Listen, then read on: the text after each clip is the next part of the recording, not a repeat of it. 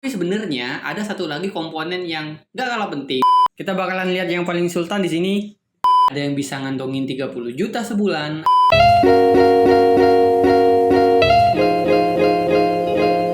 Yo, what's up? Selamat datang kembali di channelnya Ibor23 bareng aku, Ibor. Gimana kabarnya semuanya? Semoga tetap sehat ya. Di video ini kita bakalan ngomongin tentang uang ya. Dan gaji kalau PNS kerja di kementerian atau instansi pusat tuh berapa sih?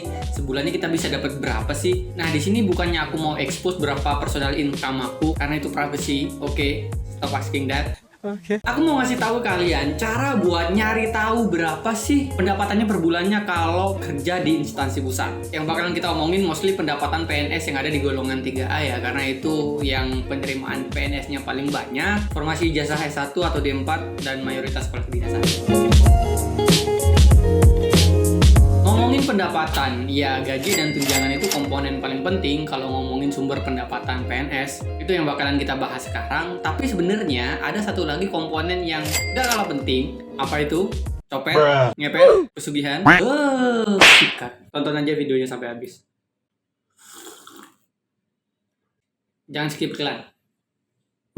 Subscribe kalau belum. Aku kasih 5 detik. 1. Cari tahu jumlah gaji PNS, ini caranya gampang banget. Teman-teman tinggal googling Perpres gaji PNS terbaru. Per saat ini yang terbaru kita pakai Perpres nomor 15 tahun 2019.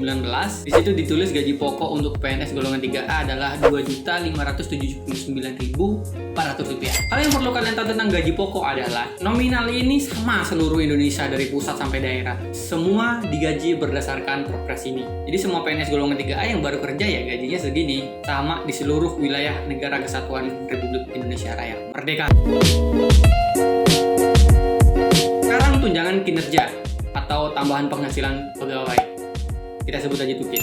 Hal yang perlu kalian tahu tentang Tukin. Untuk pemerintah daerah, Tukin ini bergantung banget sama kemampuan finansial daerahnya. Lihat kemampuannya dari mana ya, dari besaran APBD-nya, pemasukannya banyak atau enggak. Kayak emak bapak kita gitu kan. Kalau lagi hasil panen banyak ya uang saku banyak. Kalau lagi paceklik atau lagi serut ya nggak bisa minta banyak. Disikat ntar. Tukin paling tinggi untuk tingkat daerah sementara diberikan oleh Provinsi DKI Jakarta. Jumlahnya bisa sampai belasan juta. Sedangkan tukin paling rendah ya 0 rupiah alias nggak ada tunjangan. Dan ini masih banyak banget daerah-daerah yang belum mampu untuk ngasih tunjangan ke pegawainya. Kita bahas lain video. Nah, untuk instansi pusat semuanya benchmarknya itu di APBN. Kalau daerah APBD ya pusat APBN. Jadi semua instansi pasti ada tunjangan kinerjanya, nominalnya aja yang berbeda-beda tergantung banyak faktor. Yang jelas yang menentukan Kemenq atas pertimbangan Kemenpan yang mutusin presiden. Nah, untuk bisa cari tahu berapa besaran tukin tiap instansi, aku nemu app yang nyediain data tunjangan kinerja semua kementerian dan lembaga. Nama aplikasinya Tunjangan Kinerja PNS, ada di App Store. Salah, yang ini. Kayak gini nih, kita buka apps-nya. Tampilannya simple banget dan nggak bertele-tele. Di sini ada list nama-nama instansi. Kalian tinggal klik.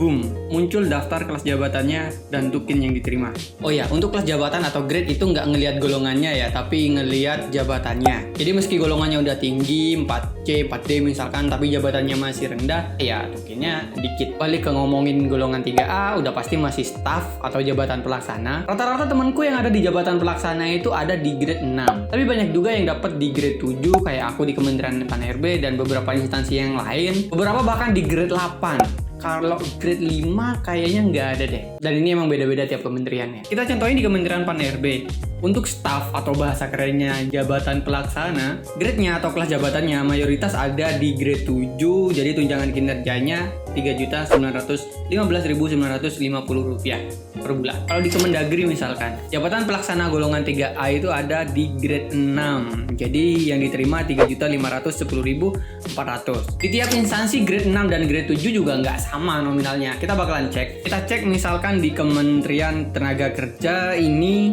grade 7 terimanya Rp2.900.000. Kementerian Desa juga Rp2.900.000.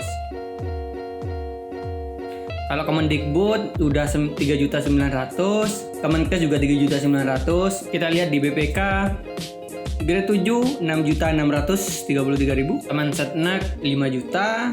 Kita bakalan lihat yang paling sultan di sini Dirjen Pajak. Untuk grade 7 account representatif 1.300, untuk pelaksana lainnya 8.200. Untuk jabatan tertingginya grade 26, tunjangan kinerjanya 99.720.000 sebulan.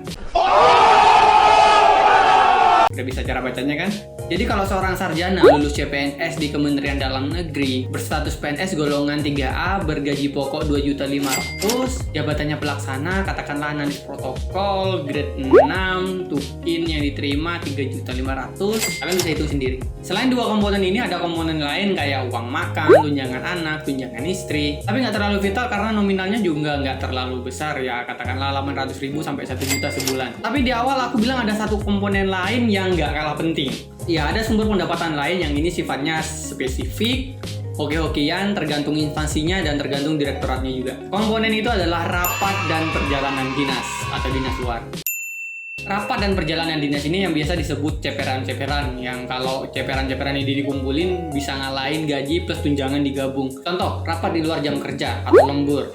Sekali rapat itu uang sakunya 250.000. Bayangin kalau dalam 1 bulan itu ada 10 kali undangan rapat. Untuk perjalanan dinas sekali perjadin dengan tempo 3 hari itu uang sakunya bisa 1,5 sampai 2,2 juta yang diterima tergantung daerahnya di mana.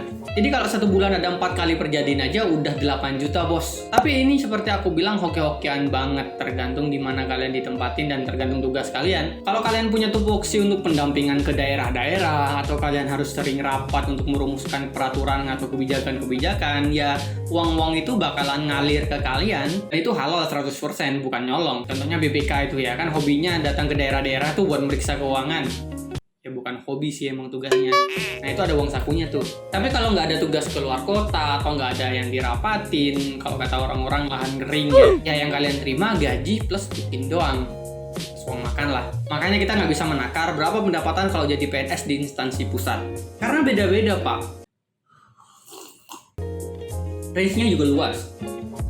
Ada yang bisa ngantongin 30 juta sebulan, ada yang harus mencukupkan diri dengan 6 juta sebulan. Ini untuk PNS golongan 3A jabatan staf ya. Makin tinggi jabatannya ya makin banyak yang didapat. Tapi menurutku aman kalau aku bilang ijazah sarjana daftar CPNS pendapatan awal-awal sekitar 7 sampai 8 jutaan lah sebulan. Gimana menurut kalian? Nominal ini wajar nggak? Cukup nggak? Masih tertarik nggak jadi PNS? Nah, gimana nih? Udah dapat gambaran? Udah lah ya dikit. Yang aku omongin tadi masih general banget sih BTW. Kalau kita kupas instansi-instansi kayak Kemenkyu, Kejagung, Sultan pak. Ada komponen-komponen lain kayak insentif pengelola keuangan negara. Apa ya istilahnya? Nggak paham juga. Kementerian PUPR juga honor-honor pejabat pengadaan, pembangunan. Itu nggak ngada-ngada ya. Dan banyak komponen-komponen lain yang bisa jadi sumber pendapatan atau pemasukan. Tapi yang umumnya ya itu tadi yang aku bilang, di tunjangan, rapat dinas. Tapi yang jelas dimanapun kita ditugasin, berapapun yang kita dapat, itu mesti kita syukurin. Tidak cuma PNS ya, semua profesi juga. Karena fondasi niat kita kalau jadi PNS itu abdi negara cuy. PNS itu kalau nggak terima dengan dogma itu bayaran segitu ya udah keluar, jangan jadi PNS. Simpel kan? Or at least kalau menginginkan perubahan sampaikan dengan prosedur yang benar, yang tepat. Jangan ngegerundel di belakang, jelek-jelekin instansi, males-malesan, korupsi, ya kan?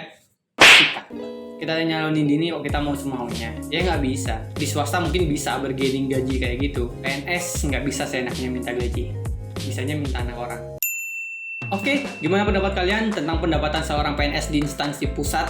Biasa aja kan? Ya, yang penting kalian punya insight lah kalau kalian sebelum melamar jadi PNS ya. Biar nggak salah niat. Niat pengen kaya, ujung-ujungnya jadi koruptor. Jangan lupa tulis di kolom komentar di bawah. Sikat tombol like and subscribe. Wibor dari Wibor 23, stay strong and goodbye.